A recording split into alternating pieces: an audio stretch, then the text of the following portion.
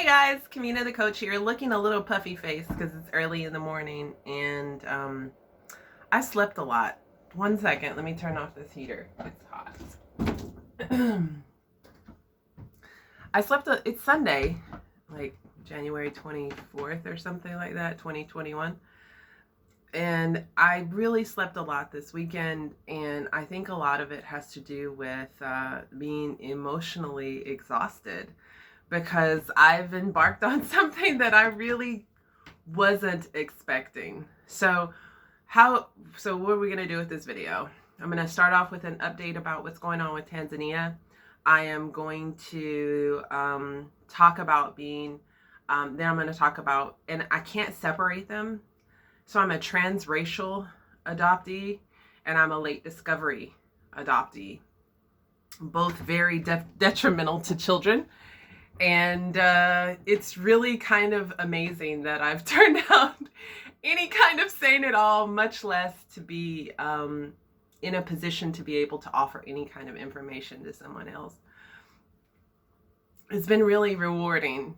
It really has. It's been emotionally exhausting, but it's been rewarding doing this research, because I understand myself even better. And I think that understanding yourself has a lot to do with being able to understand other people and deal in the outside world. And that's especially important, I think, for introverts who spend a lot of time living in their inside world. Okay, enough of all that psychobabble. What's going on with Tanzania? What in the world is going on with Tanzania? So when everybody came back from the Christmas New Year's break, I got a response to an email that I sent over a month ago from the current director, when I'm supposed to be taking her position. And I had asked her several questions, and she responded, but again a month later, and basically told me that she's not going to be there. So the deal in the beginning was that she was going to, sorry, excuse me. Sorry. So the deal was she was going to extend her visa and she was going to be there to train me. So apparently that's not the case anymore, and she is no longer there. And the director that trained her before apparently has been brought in on a contractor basis, and she's supposed to be my new contact, although she hasn't reached out to me on WhatsApp. She didn't reach out to me via email. So the Tanzania is second in command. So I would be the head of the school, and then there is a Tanzanian woman who is one person under me. So I'm in charge of academics, and she's in charge of all administrative things. So she and I are connected on WhatsApp, and she sent me a WhatsApp message the very next day after I got this email and let me know that she was still waiting on my teaching license to be approved by the Tanzanian Department of Education. So that's where that stands. And I don't know if you've heard me before say that I stay overseas because I'm running from something. So I think that it is a pretty fair, part of what I'm running from is racism, cost of living, and just the overall stress of living in the United States. And I still feel all of those things. It's quite stressful for me to be here in the United States. However, embarking on this adoption journey and journey of self-discovery in that realm kind of lets me know that probably internally I have been running from this as well.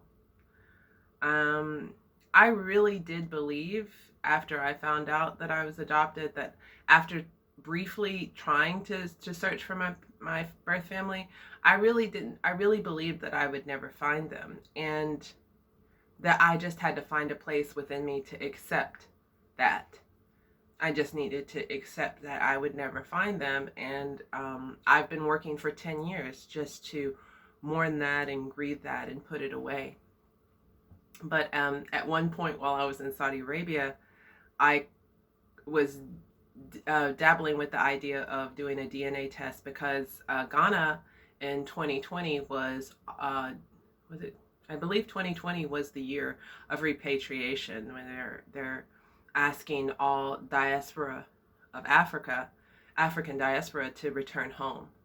So I wanted to do the DNA test initially, just to see what part of Africa I was from, and see if where my ancestors were from, and to see potentially did I have a direct tie to Ghana, and then to start looking at repatriating to Ghana. In the process of that, I came across matching systems, and had 3 potential high percentage matches for a birth mother. And it scared me in a way I hadn't been scared before in a long time. And I was actually at work at the university, and I actually crawled underneath my desk and just shook and cried for a very long time. And that was when I realized that there was still a problem, and that I hadn't really fully addressed it or dealt with it. And I had to remove myself from that situation, because I realized that I didn't have a support system to enter into that. So now what? So now I'm 42. It definitely, so I've heard there are other therapists that talk about what promotes people to start looking, adoptees to start looking. Usually it's the birth of a child, or something to do with midlife. So here I am at midlife, searching. And all right, so let's get into late discovery adoptee, transracial adoptee, because I know that a lot of you, if you don't know anything about being adopted, your ears probably perked up when you heard trans, and you were like, oh my God, what is that? So it has nothing to do with gender, just by the way. I'm so sorry, I'm dripping. Sorry. I really should learn how to edit these videos. Someday. I'm not doing this for money. I'm really, it's really more for me and for those who really need to hear this. This has never been about money, and it is about kind of helping people have an understanding of who Kamina is before I start writing the books, which really needs to happen soon. Focus, Kamina. Okay, so transracial adoptee. Transracial adoptee is just basically an adoptee that was adopted into a family that doesn't share the same race as them. So if ever there was one of those, it was me. And it's very interesting to watch transracial adoptees speak on the internet, because all of them knew who that they were adopted. And a lot of them say, well, I could look at myself and I could look at them and understand that I was different. So this is where we come into the late discovery adoptee part, because so how do we tell this story? It's a very difficult, complex story to tell in a coherent way. So transracial adoptee who was adopted by a family that does not share the same race as them. Okay, what is gaslighting? Gaslighting is basically telling somebody that what they know in reality is not the truth. So this is gaslighting. So I was gaslighted my whole life. By the time I was of an age to question why I was so different from the rest of the family, my adoptive mother gaslighted me horribly. I don't really know, other than mental health issues, I don't know what her reason was for denying me who I was. I did not know I was adopted. And the reason why I believed them is because she gaslighted me. She gaslighted me in really horrible ways. So we were going to register for school when I was starting first grade at an elementary school. And I was raised in Odessa, Texas. I was born in Dallas, Texas. So I was going to Travis Elementary School on the south side. in the Mexican barrio, in the Mexican neighborhood. So, but it was a magnet school. So she put me on the Mexican side of town as a white child. So the kids that were magnet kids were white kids going to this school on the Mexican side of town. So the core kids, the brown kids, went home at like 1:30, 2 o'clock or something like that. And the magnet kids, the white kids, stayed for extra programs after school. And so I was one of those. So she took me to go register me for this school, science math magnet school. And this is the first time I saw my birth certificate, and it said that I was born in Dallas. And I was like, why was I born in Dallas? And I don't remember her exact response, but I remember the tone of her response, which was basically like, why would you question me about something so stupid? Like, get out of my face with this. And anytime I approached her about any way that I was different or about anything that she didn't agree with, she would meet me with this type of response, gaslighting me. I would ask her why my skin was different from everyone else's. Oh, you're just as white as I am. And she would say it like that. And I wish that I had printed out pictures. I have some old pictures of mine. Her mother was translucent skinned, naturally redheaded woman. My Granny Mildred was an amazing person. She really, really was. Oh, she was an amazing person. Whoa, she was probably the only person in that family that ever truly loved me unconditionally. Because everybody else, it was kind of like, I kind of felt like one of those sideshow monkeys. I really just felt like I was for show otherwise. So anyways, so again, so we're up to like what? How old are you when you go into first grade? 7.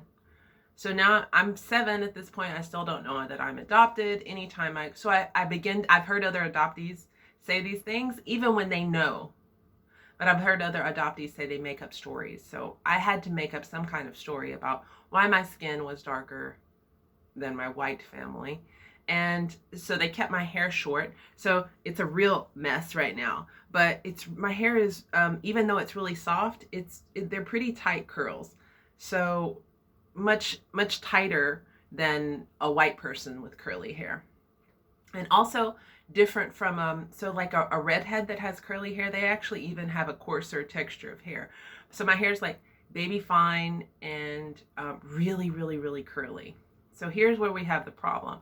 So you have this very, very white woman who has no connection and no ties to the Black community with this child who has obviously, so it's a very difficult grade of hair because it's not coarse with tight curls, and it's not their grade of hair either. So she had no idea what to do with it, and she just loved the curls. So she kept it, my hair, my whole adolescence was probably, I just wore a little afro, and it was just horrible. I got mistaken for a boy a lot. She would put the VO5 grease, that hairdress, in my hair. She had no idea what she was doing. And by the way, I don't have the grade of hair that you can use grease in, and I did use grease in it for a long time, Blue Magic. Once I discovered I was Black and was trying to figure out what to do with my hair. I've also heard a lot of the Black transracial adoptees talk about just wanting their hair to lay down. Because you don't have a representation of yourself in your family. And so it makes sense for a child to want to look like their family. So I actually, I was about, okay. Okay, so how did I find out that I was at least part black?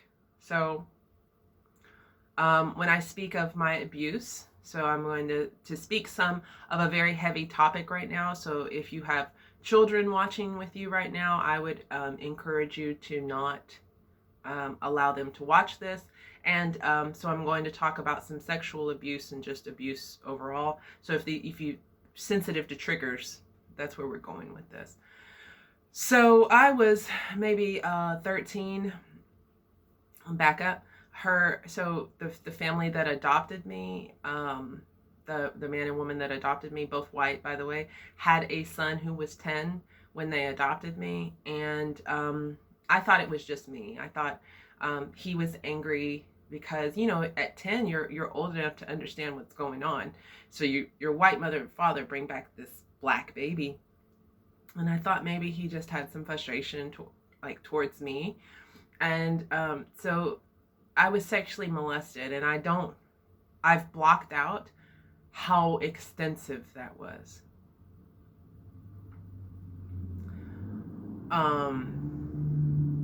I know that it made me sexually aware way too young, and made me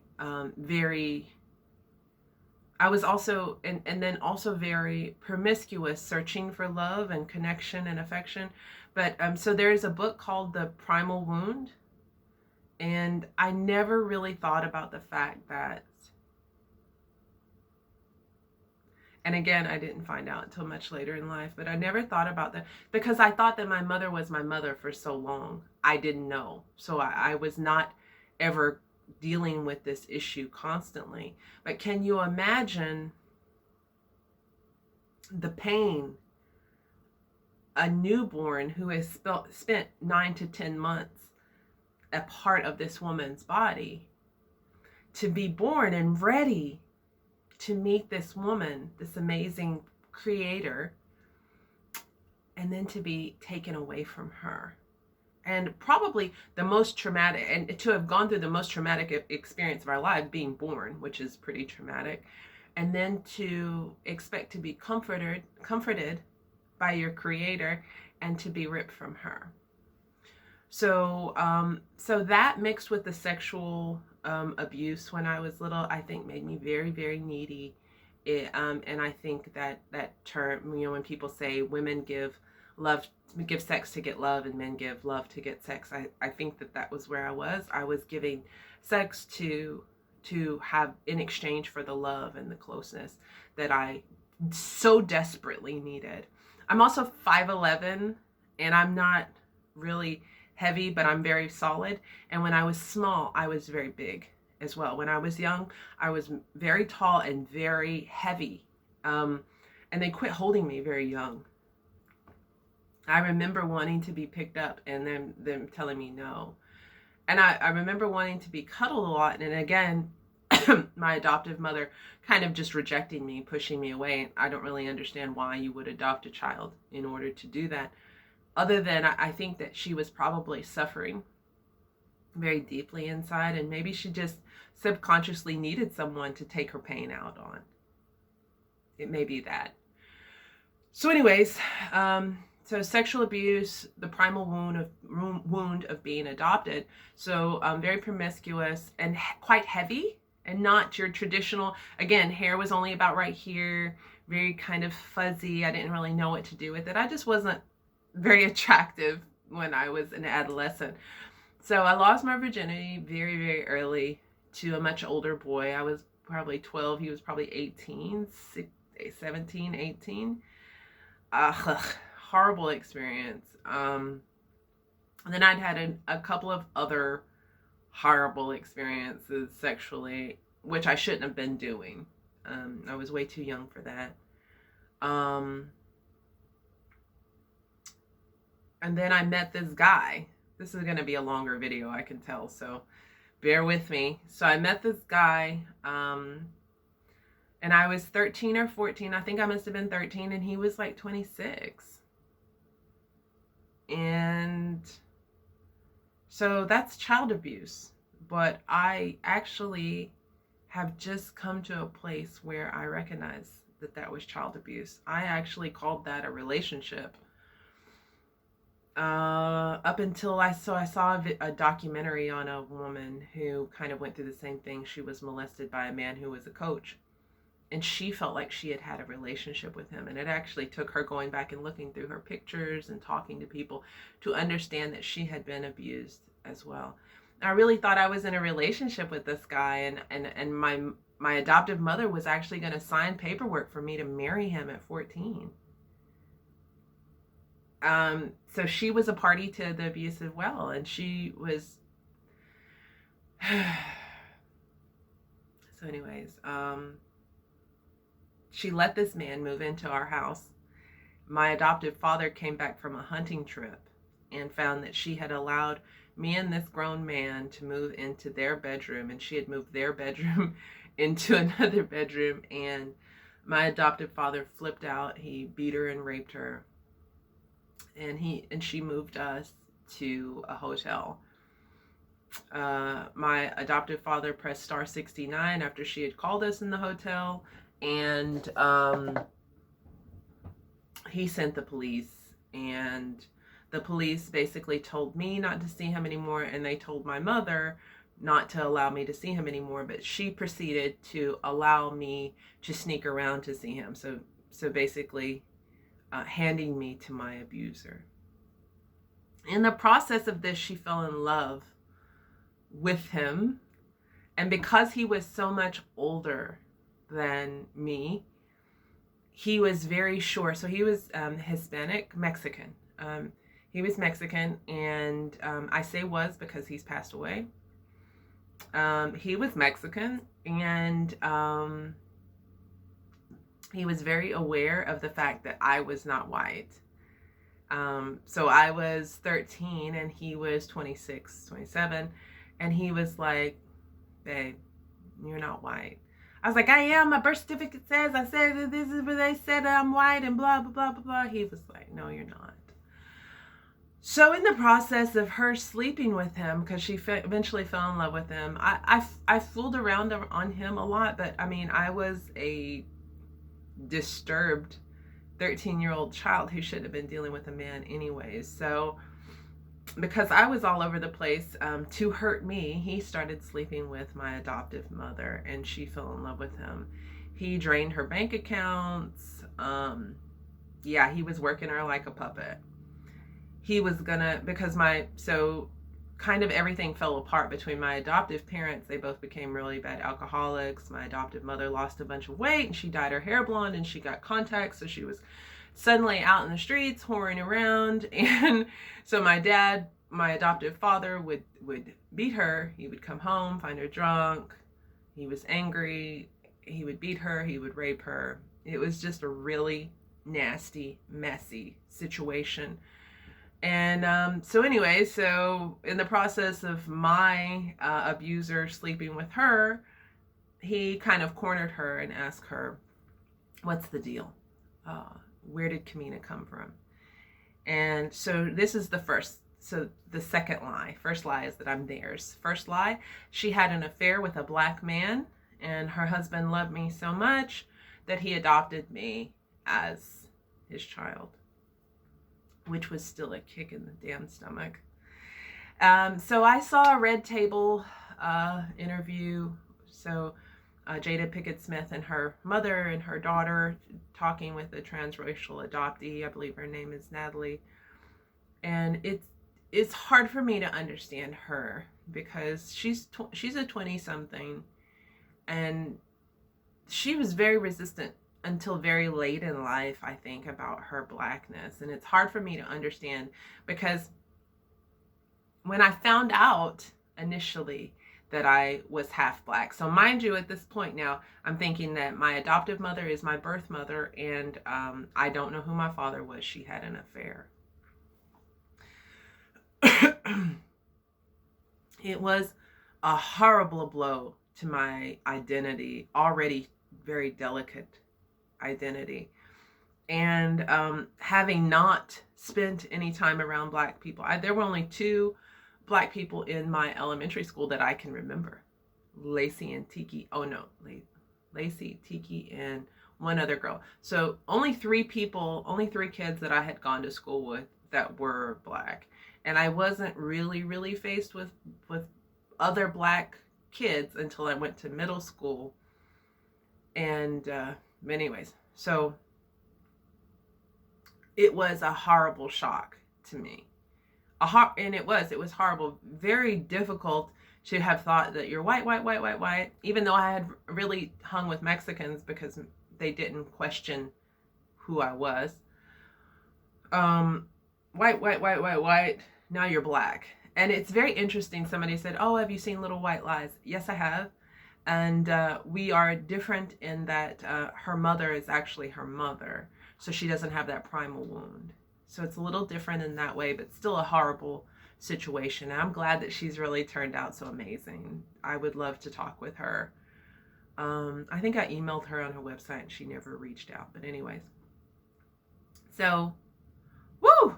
What do you do with that when you find out at like 13, 14 that you are suddenly black? Well, I started telling people, I'm BMW, I'm black, Mexican, white. I spoke Spanish and I still speak Spanish pretty fluently. And I hung around in the Mexican side of town with my Mexican friends, and because they accepted me for who I was.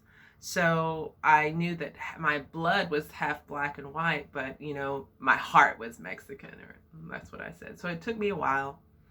It took me until my first black boyfriend when I was probably 17, because I joined a group of, so if you remember, there was a soap that people used to sell door to door called Advantage. And I joined this group when I was like 17, and that was the first time. And it was an all black group. So it was the first time I'd really been immersed in blackness, surrounded by black people. And once I began to immerse myself in black culture, it became a lot easier. And I dare you at this point, and now that I'm 42, to find somebody more pro-black. I really spend a lot of time studying about, the history, where we come from in Africa, and what happened to us once we got here. And so it took a lot of studying, a lot of being rejected, a lot of being told I'm not black enough. There's a lot of colorism in the black community. So it's been a lot, but I embrace it. I understand why I face the colorism in my community. And I think that the more I educate myself and the more I become an advocate for my people, the easier it becomes for me to fit in and be part of that community. So it's hard for me to understand how a black woman could have known her entire life that she was black and have not embraced it at any point. And she's not biracial. she's beautiful, but she's not biracial. And it just seems like, and beautiful hair. She's a beautiful young woman, and it just seemed like, I don't know. Let me not judge her. Everybody has their own story, their own path. When she did the interview at the red table, she said she was uncomfortable sitting there. Whereas me personally, I would be more uncomfortable if it was all white people. Just basically because of the trauma that I faced from my white family and what I saw and experienced in my white family. Now, remember from the last video that, I've heard my father call my mother an N-word lover, and heard both grandparents refer to black people just in passing as the N-word, and heard my father tell me that there was only one black family in the town where he grew up, and they affectionately to his face called the man of the family N-word Tom. So I've been traumatized by, I guess that's the difference. She had a really good white family, and she had really good white parents. Whereas the converse is I was traumatized by mine. So there's that. So where are we at? So my mother was madly in love with this guy. But he mind you, he just slept with her to hurt me and to get back at me, which he did. And so she became a really bad alcoholic. My adoptive father became really bad alcoholic. Of course, I felt like it's all my fault. I destroyed the family. It's all my fault. It took a long time for me to shed that guilt. I still have nightmares about my adoptive father sometimes, and sometimes I still have nightmares about my adoptive mother too. But I don't feel guilty for the fall of that anymore, because, I mean, everybody was responsible for that. The whole family knew and just lied to me my whole life. So anyways, so she's hurting for this guy. I'm not with him. She's not with him. I saw him at a McDonald's. I remember it like yesterday. I saw him at a McDonald's with some girl, and so this is after she's already called the police and put me out, because she was mad because I had told her boyfriend she was sleeping with my boyfriend. So she was dating a black guy. He had called to the house and asked for her, and I said, oh, she's probably out with so-and-so. And so when she finally got home, she was so pissed, she kicked me out, and then I wouldn't leave. So she called the police, and the police stayed there and waited for me to leave at 14, because I was a big, scary black person, and she was a little small white lady.